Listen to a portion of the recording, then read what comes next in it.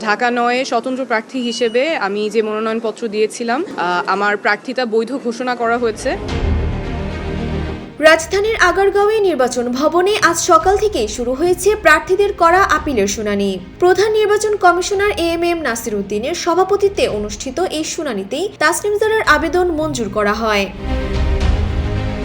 এর আগে গত ৩ জানুয়ারি যাচাই বাছাই শেষে ঢাকা জেলা প্রশাসক ও রিটার্নিং কর্মকর্তারা তার মনোনয়ন অবৈধ ঘোষণা করেছিলেন।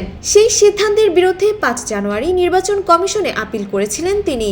আজ সেই আপিলে জয়ী হয়ে উচ্ছ্বাস প্রকাশ করেছেন এই স্বতন্ত্র প্রার্থী।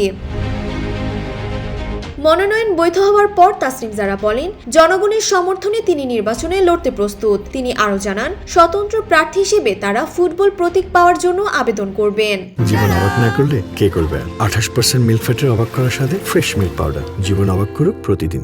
এদিকে নির্বাচন কমিশন সূত্রে জানা যায়, আজ 1 থেকে 70 নম্বর আপিলের শুনানি হচ্ছে। আগামী রোববার 71 থেকে 140 নম্বর এবং পর্যায়ক্রমে 18 জানুয়ারি পর্যন্ত এই শুনানি চলবে। এবারের নির্বাচনে অংশ নিতে প্রার্থিতা ফিরে পেতে কমিশনে মোট 645টি আবেদন জমা পড়েছে। তফসিল অনুযায়ী আগামী 20 জানুয়ারি প্রার্থিতা প্রত্যাহারের শেষ দিন। এরপর 21 জানুয়ারি চূড়ান্ত প্রার্থী তালিকা প্রকাশ ও প্রতীক বরাদ্দ করা হবে। নির্বাচনী প্রচারণা শুরু হবে 22 জানুয়ারি থেকে, যা চলবে 10 ফেব্রুয়ারি সকাল পর্যন্ত।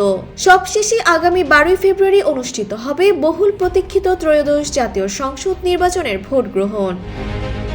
ডেস্ক রিপোর্ট, জয় জয় দিন।